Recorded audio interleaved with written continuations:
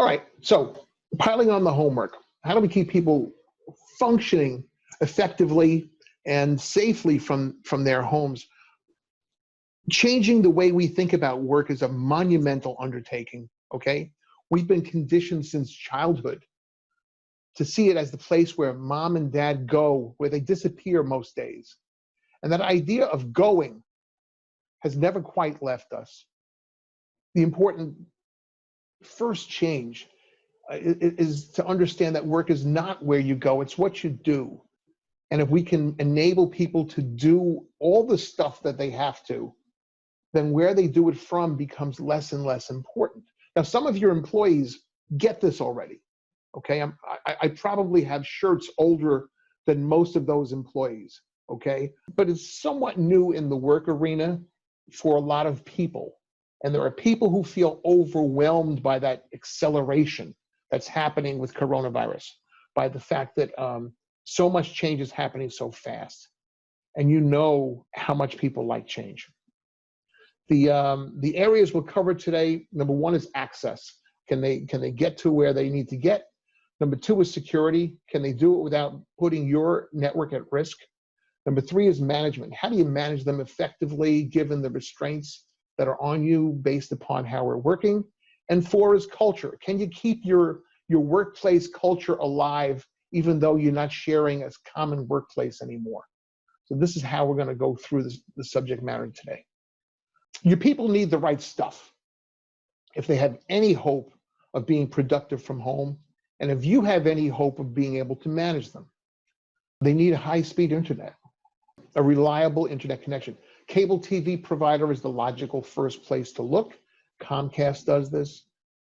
People who have DirecTV, they're owned by AT&T, and they provide high-speed internet.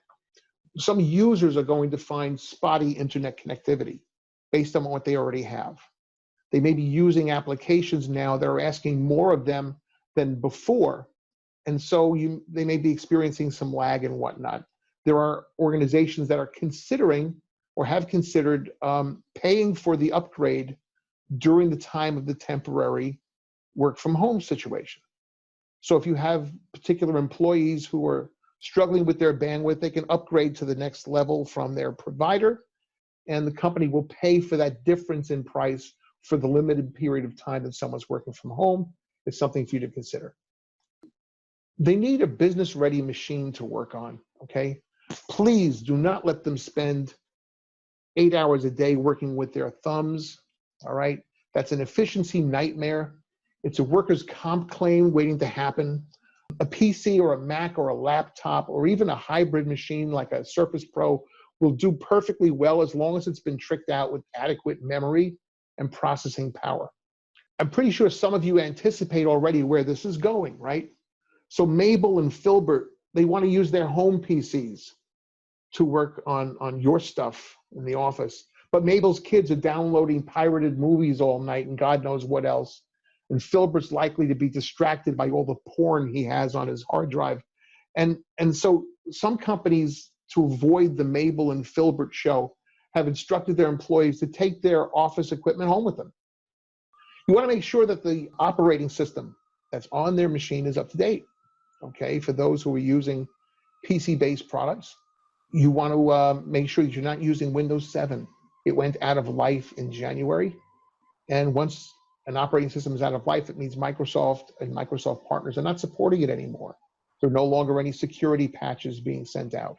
You don't want to be working on an unsupported operating system. It's a prescription for disaster. And you want to make sure that your antivirus subscription is current and updating regularly. The next consideration is security. You don't want all this change to make your organization more vulnerable. We talked about antivirus in passing. The industry term for all that anti-stuff is endpoint security. And most of the major security vendors, manufacturers, have affordable and effective suites of security offerings. You do not have to become or hire a security guru to make that part of your defense posture work. You can actually set it and forget it if, and only if, you've subscribed and paid for that solution to update, and I mean update nightly, okay? Discourage Wi-Fi use for business work wherever possible. There's such a thing called a man-in-the-middle attack. It's where I take a little device, about the size of maybe 2 cell phones stacked on top of each other, and I can put it in my backpack, and I can drive around and pick up Wi-Fi signals, and I can essentially hack anybody I like that way. It costs me about $200 to do, and it doesn't require any type of sophistication. So to be safer, you want to use a wired connection when you can. When you can't, use a VPN. VPN is a virtual private network. It uses encryption technology to make the internet function as if it's a private network.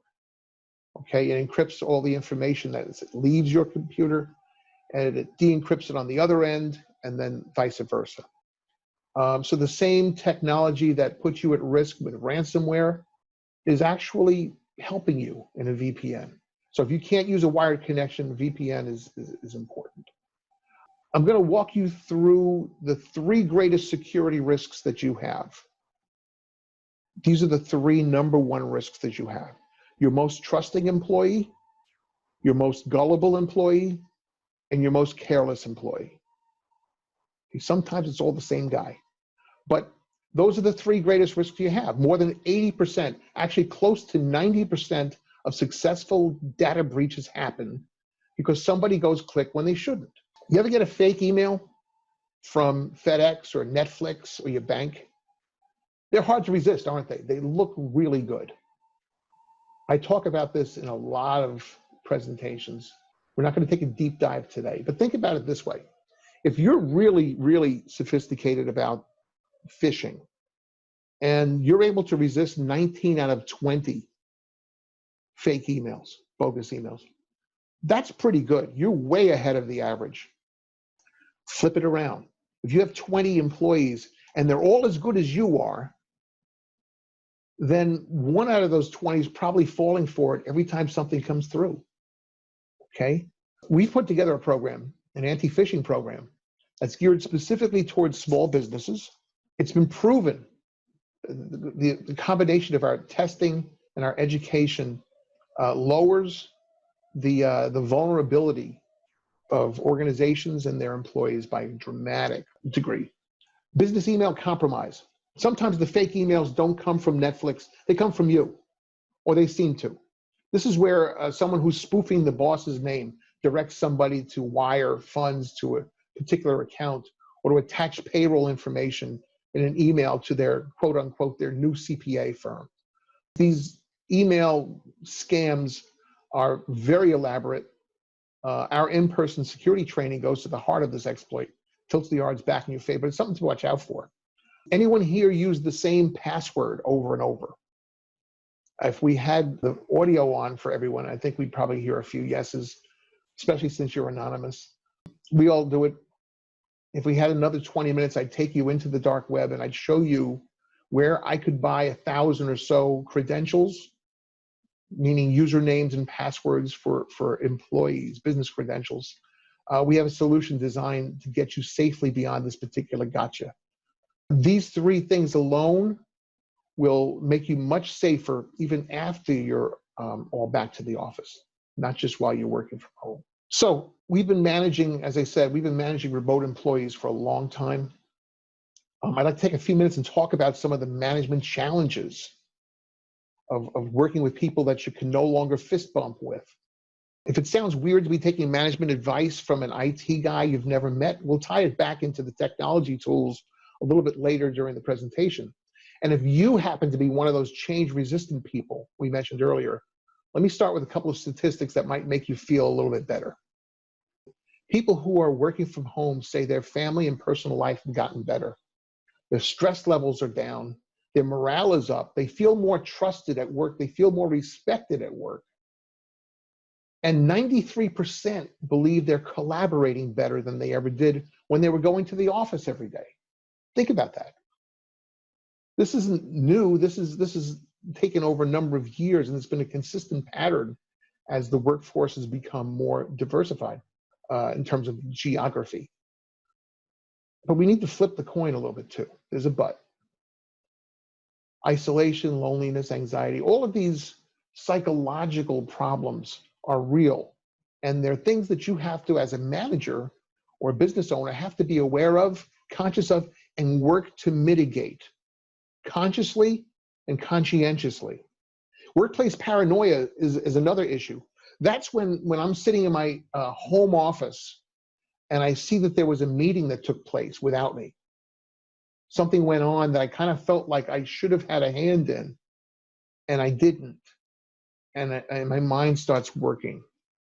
You know, it's a short trip into paranoia, and we don't want them to take that. Okay. All right. So one of the challenges we have when we're talking about this is that a lot of managers don't do very much managing when they were in the office. They're tied up with spreadsheets. They have meetings. They do a lot of things. So there isn't a lot of direct employee management that they've been practicing. And so when they begin practicing it now, it feels like micromanagement. That's okay. Explain to your employees that what they might interpret as micromanagement is just management. It's just you recognizing the need that you have to get lots of stuff done now in ways that neither of you have ever had to work before. Okay, so it's a period of adjustment, but you're going to be more involved in the day-to-day than they're used to. That's a good thing. Don't become a lunatic about it. That's the other side of the coin. All right, don't overdo it. Don't time their bathroom breaks. Gee, you were away from the desk for 21 minutes there. What was going on? Don't become that guy. Okay, don't lose sight of what's really important. And what's really important is output. What's really important is meeting goals in acceptable and ethical ways. Okay, so don't worry so much about activities. All right, focus on the goals. Concentrate on what's being accomplished. I had a neighbor when I was growing up named Pat Cahalan. And he used to say to me when I was a little kid, he'd say, "Michael, did you know what we used to do in Ireland when it rained?" I'd say, "No, Patty, what did you do?" He'd say, "We let it." Okay? So if the dog barks now while people are working from home, you let it. If you're in the middle of a video conference and a kid bursts into the room with some urgent announcement about going potty, you let it. You let that happen. Okay? You have to be your most patient and agreeable self right now as a manager in this type of environment. Be the person that you tried to be when you were dating someone and you really wanted them to like you. You wanted to seem really agreeable. Be that person, all right? There's nothing wrong with being agreeable. Or as my wife says, nothing wrong with being agreeable for a change. Most people report working more hours once they start working at home. Some of them check email before they get out of bed in the morning. I do that. Many of them sit down again to check on things after dinner. They'll knock out a quick email or something after dinner. There are people who, and I'm not one of them, thank God, but there are people who are going to check in even during a middle of the night run to the bathroom, okay? Don't encourage this. Encourage the opposite. Your goal is to be aware that these people also have personal lives that also matter and that are also under a great deal of stress. Please don't ever say the words, "That's what we pay them for." Okay, validation from the boss is more important than ever when people are working in a remote environment, okay? So banish that type of thinking from your repertoire. People respond better to acknowledgement and praise than they do from getting a raise. That's been proven over the course of more than 50 years, and it's never changed. So please look for new ways to praise, and we'll talk about some of those when we start diving deeper into the tech. Just because lumbering around in their pajamas doesn't feel like work always felt doesn't mean it's not work. You have to come up with ways of gently reinforcing that you're both in the business of getting things done. And keeping score is a good way to do that. Wherever possible, try establishing some performance metrics for people that you can no longer observe directly. Please don't make it oppressive. Don't make it ridiculous. Try focusing on outcomes. Figure out what the outcome that you wish to do and then work backwards from that for some milestones along the way. Those are reasonable metrics if you don't have them in place already. If you do, Congrats. You've heard this, inspect what you expect, right? It's a business cliche. It's clear enough. It's true. But the flip side's also something to keep in mind. I once worked with a sales manager who was meticulous about keeping thorough status notes in the company's CRM system. Every call, every attempted call had to be logged. He came into an environment that was way too loose, so it was a real project for him to get his salespeople to comply. So he started keeping score and inspecting and inspecting. And before long, his salespeople were spending way more time documenting than they were selling. If you're creating these metrics for the first time, involve your people in that conversation, involve them in the process. They will have more ideas than you expect. Okay, don't just come at them with new performance metrics, new monitoring expectations. Again, you can't go from crawling to sprinting in one shot, so please keep the big picture in mind. If you have a mentorship program at house, good for you. Involve the mentors in this process right away. If you don't, consider establishing even an informal kind of mentorship. Go to somebody who's a more experienced employee, ask them to check in on some of your newbies a little more often. Make it more of a team approach. That's a good time to do that. Video is your lifeline during this particular isolation situation. Video is your friend.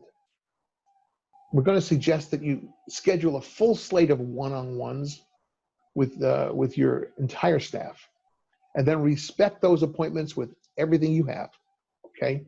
If you have to postpone it, okay, but only once, and never cancel. Postponement one time if you have to, but do not cancel that meeting, because you're probably juggling 10 or more staff members right now.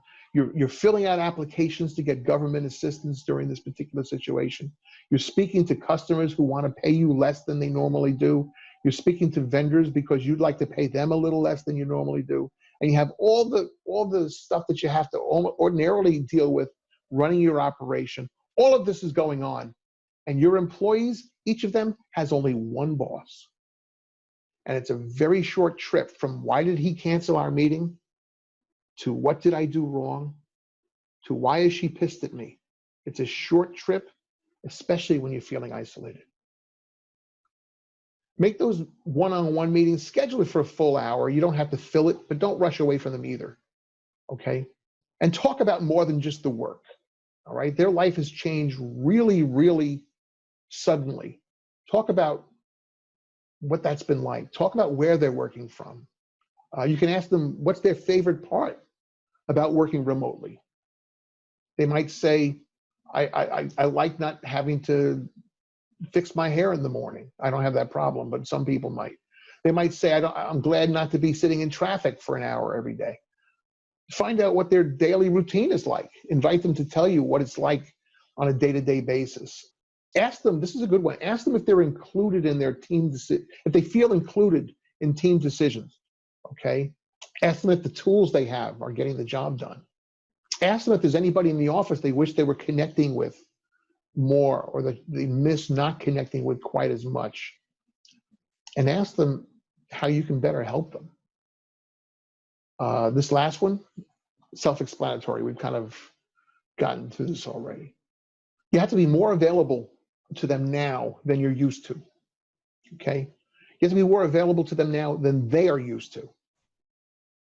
The early weeks of working remotely sets the tone. They set the tone for the duration. And the last thing you want is for your people to ease in and become somewhat vaguely unproductive and start thinking, oh, so this is what work feels like now. That's a very, very hard trend to reverse. Okay, use technology to stop by their desk now and then.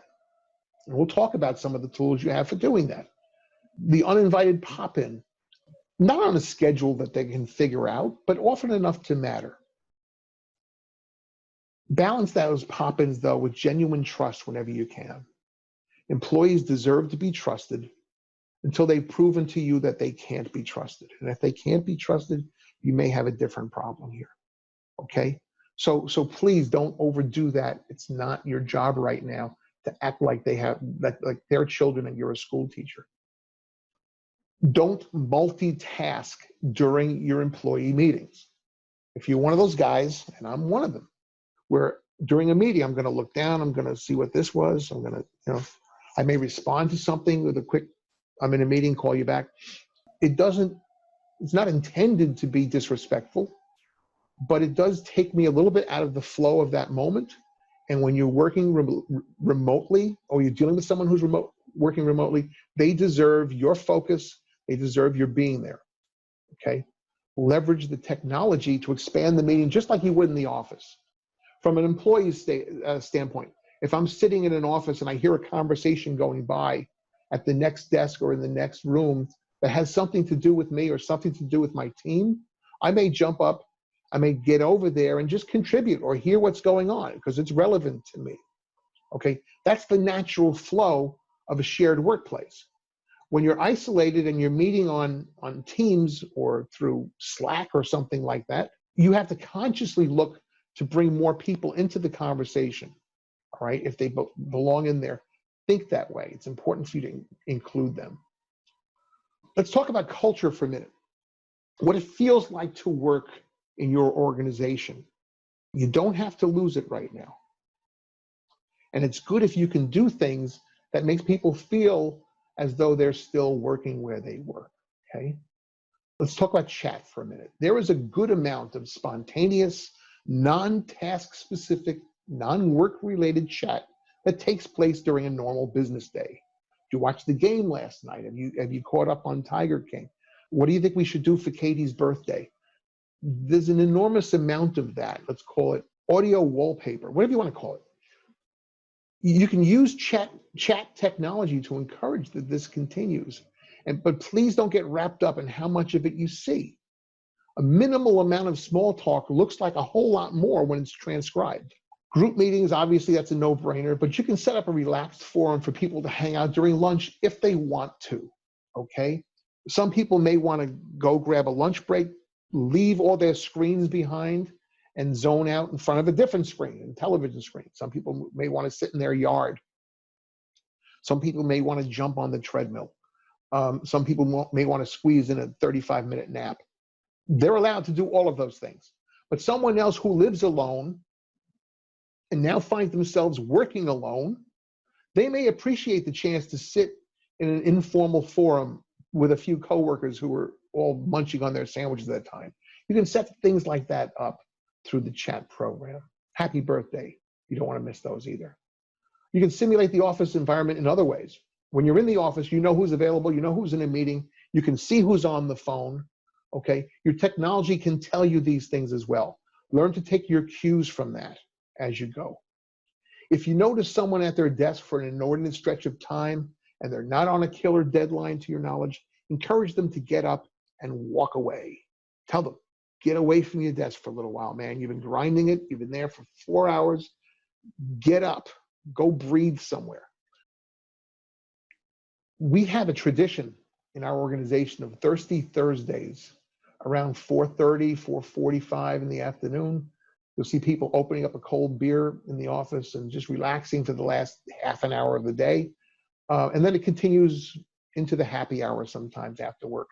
We've maintained that tradition in an isolated fashion. We've gotten everybody on the same screen. People go open up a cold one at the end of the working day.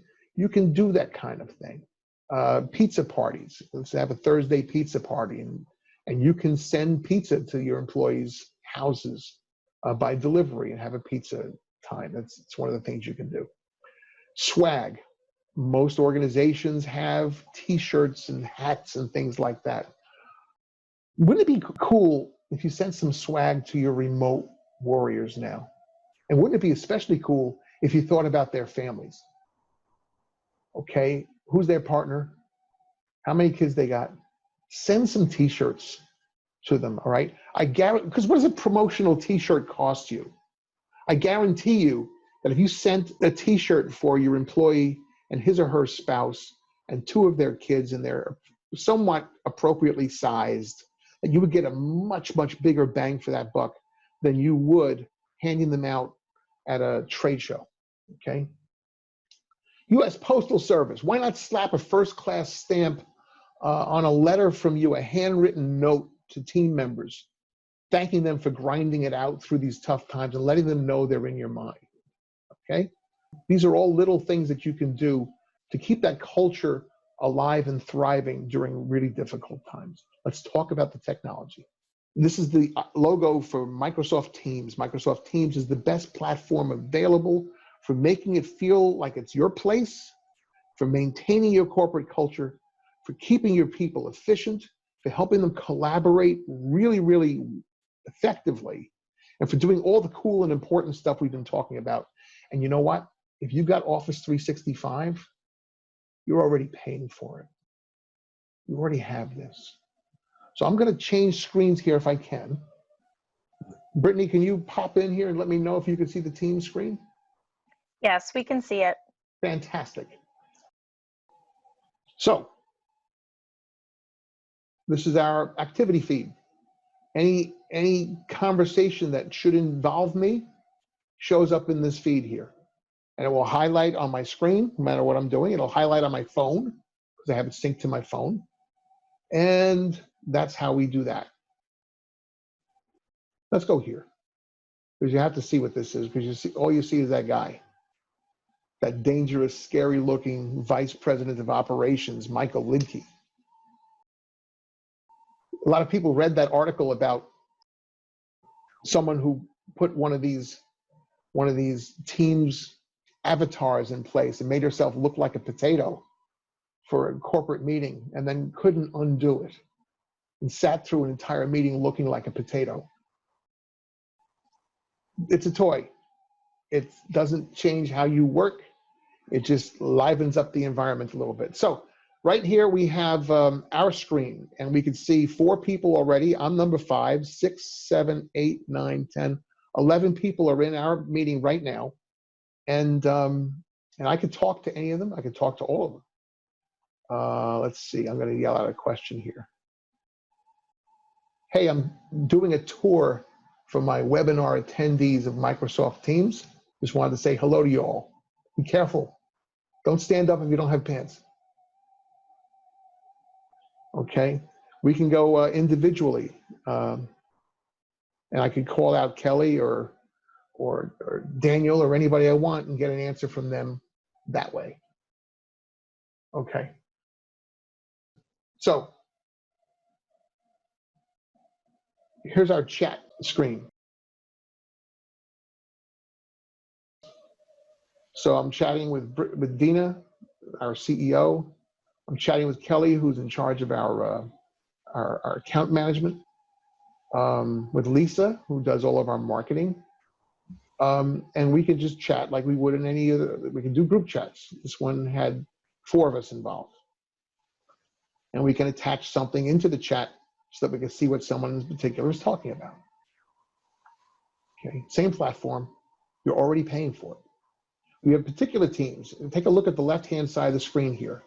We have a general, this is for all staff is involved with these particular channels. We have a general channel here. Another round of training modules. This is one from me reminding people that we'll be walking through the Teams environment today. I'm not going to click on any that talks about particular clients, but this is part of the small talk thing.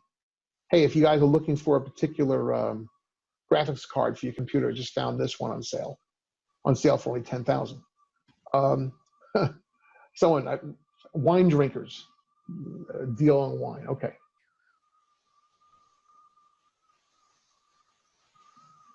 In the events, we got birthday announcements, anniversary announcements, okay? This is how we kind of keep things going. So Florida Man, everybody knows about Florida Man. So if we have any interesting Florida Man stories, we'll drop them in here because we all get a bang out of those. We want to congratulate somebody for a job well done. Or if a client sends a note in congratulating us about a job well done, we post it here.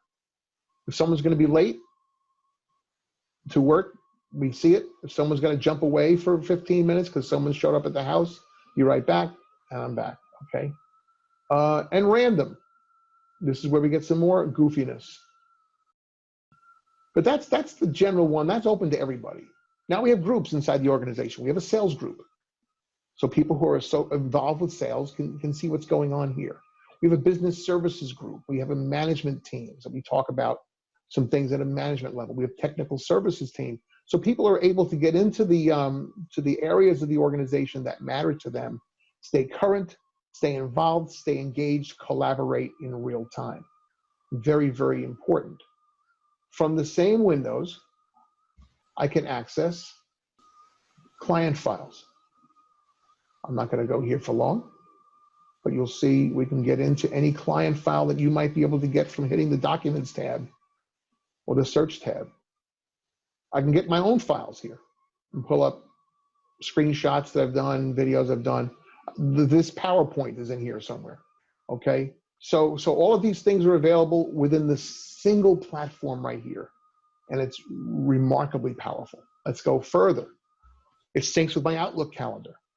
And if I wanted to have a video meeting, I schedule it here. And when I schedule it and invite somebody, they get all the video links they need. They don't need to be a Teams subscriber in order to link on and support it. I can have a call spontaneously, make a call, click on someone here. I can call Jason either with a video call or with an audio call. All of it in one single screen, okay? It's incredibly powerful and it's incredibly effective. I want to thank the Chamber for having me in here today. I think it's been, I hope it's been valuable to you. I like talking, and when I'm working by myself, I don't get to do that so much. So I really think it's great of them to be as focused on the needs of their membership as they are. And as members in good standing, as active members in the Chamber, we're really excited about the opportunity to do this. I want to thank the attendees today. And as a way of thanking you, I wanted to offer you both of these things for anyone who attended today. We have a program that we do where we analyze your Microsoft 365 environment and help you avoid death by default. A death by default is Microsoft, as good as they've gotten in their collaboration platforms on 365, the default settings are pretty bad. They're weak as far as security goes. They could actually be a problem as far as your security goes.